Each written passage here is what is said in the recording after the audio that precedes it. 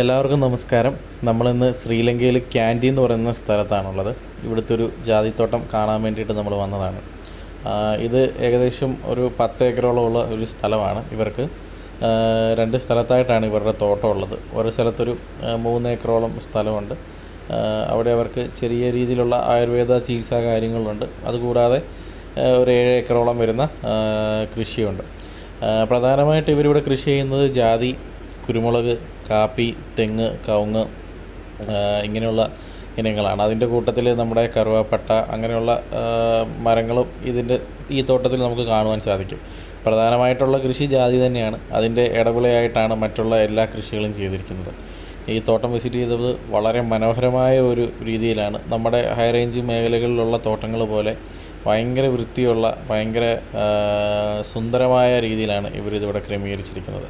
ഇവിടുത്തെ കൃഷി രീതികളെ പറ്റിയിട്ട് നമ്മൾ ഈ വീഡിയോയിൽ പറയുന്നുണ്ട്. ഇവിടുത്തെ ജാതി കൃഷി എന്ന് പറഞ്ഞു കഴിഞ്ഞാൽ നമ്മുടെ നാട്ടിലെ പോലെ ബഡ് ചെയ്ത തൈകളോ ഗ്രാഫ്റ്റ് ചെയ്ത തൈകളോ ഒന്നും അല്ല അവർ വെക്കുന്നത്. അവർ സാധാരണയായി സീഡ്ലിങ് തൈകളാണ് ഇവിടെ വെക്കുന്നത്. ഇപ്പോഴും ഇവിടെ ബഡ്ഡിങ്ങും ഗ്രാഫ്റ്റിങ്ങും ഒന്നും ഈ ഏരിയയിൽ ശ്രീലങ്കയുടെ ക്യാൻഡി എന്ന് പറയുന്ന പ്രദേശത്ത് അത്ര വ്യാപകമായിട്ട് എങ്ങും തന്നെ കണ്ടില്ല. ക്യാൻഡി നമ്മൾ ഏറെക്കുറെ ഓൾമോസ്റ്റ് എല്ലാ സ്ഥലങ്ങളും ജാതിത്തോട്ടങ്ങളും എല്ലാം നമ്മൾ വിസിറ്റ് ചെയ്തു. എന്നാൽ അവിടെ എങ്ങും ബഡ്ഡിങ്ങും ഗ്രാഫ്റ്റിങ്ങും ഒന്നും നമുക്ക് കാണുവാൻ സാധിച്ചില്ല. ഇവിടുത്തെ പ്രധാനപ്പെട്ട രീതി എന്ന് പറയുന്നത് സീഡ്ലിങ്ങിലൂടെ തൈ ഉൽപ്പാദിപ്പിച്ച് അത് വെക്കുക എന്നുള്ളതാണ്. ഒന്നാമത്തെ ഇപ്പം അങ്ങനെ വ്യാപകമായ കൃഷികൾക്ക് അവർക്ക് സ്ഥലമില്ലാതെ ആയിട്ടുണ്ട്. അപ്പം അതുകൊണ്ട് തന്നെ അവർ വ്യാപകമായിട്ടുള്ള പുതിയ കൃഷികൾ വെക്കുന്നില്ല. തോട്ടത്തിൽ പോകുന്നിടത്തും ഇടയുള്ളിടത്തുമൊക്കെയാണ് വെക്കുന്നത്. അതെല്ലാം സീഡ്ലിങ് തൈയാണ് വെക്കുന്നത്. അത് ഏകദേശം ശ്രീലങ്കയിൽ ഒരു സീഡ്ലിങ് തൈക്ക് അവരുടെ 500 രൂപയാണ് വില വരുന്നത്. നമ്മുടെ നാട്ടിൽ ഏകദേശം ഒരു 150 രൂപയോളം ഒരു തൈക്ക് വില വരുന്നുണ്ട്. കവറിലാക്കിയ തൈകൾക്ക് വില വരുന്നുണ്ട്. ഈ തോട്ടം നമുക്ക് കാണുമ്പോൾ അറിയാം, വളരെ മനോഹരമായിട്ടാണ് അവരിത് മെയിൻറ്റെയിൻ ചെയ്തിരിക്കുന്നത്. തെങ്ങിൻ്റെ തൊണ്ടുകൊണ്ടാണ് അവർ ചോടുകളെല്ലാം നല്ല വൃത്തിക്ക് വെച്ചിരിക്കുന്നത്. അതിൻ്റെ അകത്തൊന്നും വളമിട്ട് കഴിഞ്ഞാലൊന്നും പുറത്തോട്ട് പോരത്തില്ല. അതുപോലെ തന്നെ ആ സ്ഥലങ്ങളെല്ലാം നല്ല വൃത്തിയായിട്ട് അവർ സൂക്ഷിക്കുന്നുമുണ്ട്. ഇത്രയും വലിയ ജാതിത്തോട്ടത്തിൽ ഒരു കരികില പോലും ഇല്ലാതെയാണ് അവർ സൂക്ഷിച്ചിരിക്കുന്നത്. നിങ്ങൾ വീഡിയോയിൽ കാണുമ്പോൾ നിങ്ങൾക്കത് മനസ്സിലാകും.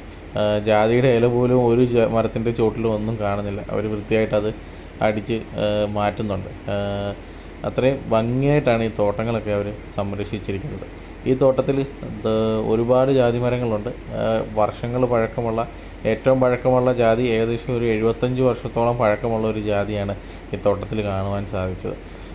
ഈ സീഡ്ലിങ് ചെയ്ത് കൃഷി ചെയ്യുന്നതുകൊണ്ട് തന്നെ ഈ തോട്ടത്തിൽ ആൺജാതികളുടെ എണ്ണത്തിൽ വളരെ കൂടുതൽ കാണുവാൻ സാധിക്കും. എന്നാൽ ആൺജാതികളാണെന്ന് പറഞ്ഞ് അവരത് വെട്ടിക്കളയുന്നില്ല, അത് അവരവിടെ നിർത്തുന്നു. അത് എന്താണ് അതിൻ്റെ കാരണമെന്ന് എനിക്ക് മനസ്സിലായില്ല. പക്ഷേങ്കിൽ ആൺജാതികൾ അവർ വെട്ടിക്കളയാറില്ല. ചോദിച്ചപ്പം അത് വെട്ടിക്കളയുന്നില്ല എന്നാണ് അവരുടെ ഒരു മറുപടി നമുക്ക് ലഭിച്ചത്. ആൺജാതികൾ ഈ തോട്ടത്തിൽ തന്നെ ധാരാളമായിട്ടുണ്ട്. അതുകൂടാതെ ഇവിടുത്തെ ഒരു പ്രത്യേകതയായിട്ട് തോന്നിയത് കായ്ക്കുന്ന ജാതിയിലും ആൺപൂവും പെൺപൂവും ഉണ്ടെന്നുള്ളതാണ്. അതൊരു പ്രത്യേകതയായിട്ട് തോന്നി. നന്നായിട്ട് ഇവിടെ കായ്കളൊക്കെ പിടിക്കുന്നുണ്ട്. ഇപ്പോൾ ഇത് കണ്ടാൽ അറിയാം, ഒരു ചോട്ടിൽ തന്നെ 2 ജാതി വെച്ചിരിക്കുന്നതാണ്. അത് എനിക്ക് തോന്നുന്നു പഴയ ആണാണെങ്കിലും പെണ്ണാണെങ്കിലും കിട്ടുന്ന രീതിയിൽ ഒരെണ്ണം വെട്ടിക്കളയാമെന്നുള്ള രീതിയിലൊക്കെ വെച്ചതായിരിക്കാം. പക്ഷെ നമുക്കറിയത്തില്ല അതിൻ്റെ കാര്യങ്ങൾ എന്താണെന്ന്. പക്ഷേ അവരത് മനോഹരമായിട്ടാണ് പ്ലാൻ ചെയ്തിരിക്കുന്നത്. ഇവിടെ അകലങ്ങളൊന്നും അങ്ങനെ പ്രോപ്പറായിട്ട് വെച്ചിട്ടൊന്നും അല്ല ഇവിടെ ജാതി കൃഷി ചെയ്തിരിക്കുന്നത്. അവർ ഇഷ്ടാനുസരണം നല്ല സ്ഥലങ്ങൾ നോക്കി അങ്ങ് അടുപ്പിച്ചൊക്കെ വെച്ചിരിക്കുകയാണ്. നല്ല ജാതികളൊക്കെ നല്ല അടുത്തൊക്കെ തന്നെയാണ് നിൽക്കുന്നത്.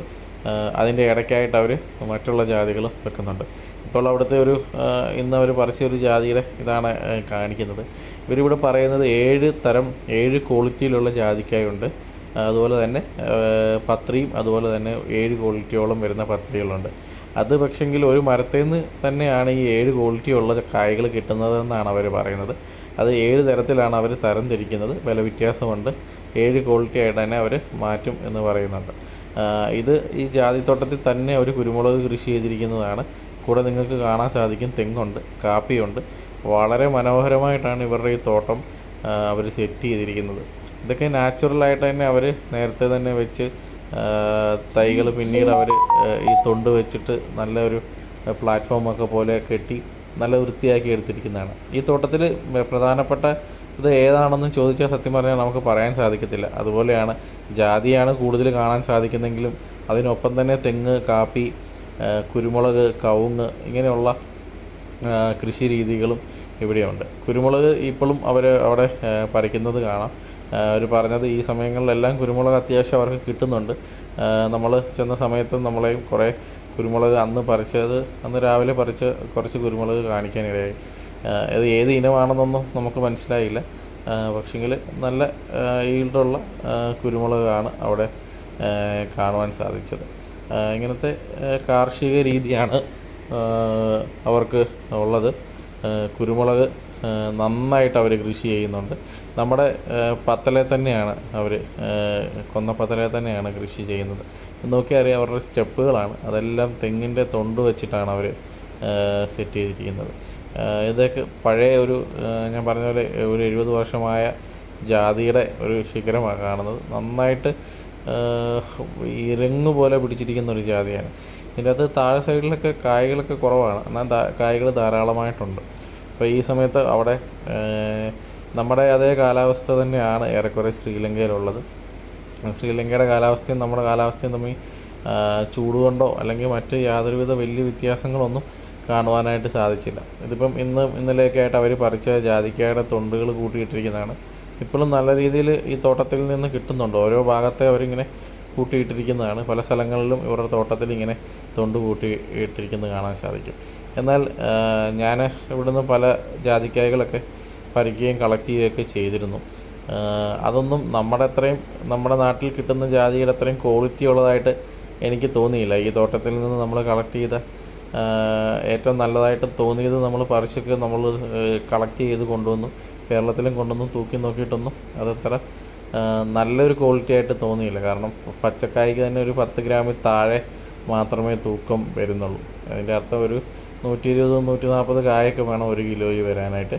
പത്രി തന്നെ അത്ര പൊതിഞ്ഞ പത്രികളൊന്നുമല്ല. അപ്പോൾ ഈ തോട്ടത്തിൽ നിന്ന് നമുക്ക് കിട്ടിയ ഒരു റിസൾട്ട് അത്ര നമ്മുടെ നാട്ടിലെ പോലെ ഒരു നല്ലൊരു ജാതിത്തോട്ടം എന്ന് നമുക്ക് അവകാശപ്പെടാൻ സാധിക്കത്തില്ല. പക്ഷെ അവരുടെ ഒരു നല്ല തോട്ടമാണിത്.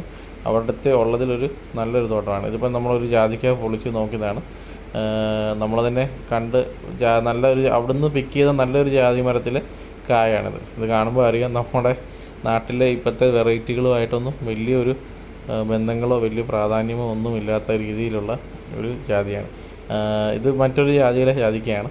നമ്മൾ അതിൻ്റെ വലിപ്പം നോക്കാൻ വേണ്ടിയിട്ട് മുറിച്ചെടുത്തതാണ്. പക്ഷേ അതിനും ഈ പറയുന്ന പോലെ വലിയ ക്വാളിറ്റി ഉള്ളതായിട്ട് എനിക്ക് തോന്നിയില്ല. അങ്ങനെ ഈ തോട്ടത്തിൽ നിന്ന് നമുക്ക് ക്വാളിറ്റിയുള്ള ജാതിക്കയും പത്രിയും ഒന്നും കളക്ട് ചെയ്യാനും സാധിച്ചില്ല. ഞങ്ങൾ ഒരു ദിവസത്തോളം ഈ തോട്ടത്തിൽ വിസിറ്റ് ചെയ്തു. അവിടുത്തെ എല്ലാ മരങ്ങളും ഏറെക്കുറെ നോക്കി. എന്നാൽ നാട്ടിൽ കൊണ്ടുവന്ന് തൂക്കി നോക്കിയപ്പം 10 ഗ്രാമിൽ താഴെയാണ്. പത്രിയുടെ കാണുമ്പോൾ തന്നെ നിങ്ങൾക്ക് അറിയാമല്ലോ, അത് 1 ഗ്രാം അടുത്ത് മാത്രമേ അതിന് തൂക്കമുള്ളൂ. ഇത് ശ്രീലങ്കയിലെ ഒരു ജാതിത്തോട്ടം അല്ലെങ്കിൽ സമൃദ്ധമായി കൃഷി ചെയ്യുന്ന ഒരു കൃഷിത്തോട്ടമാണ്.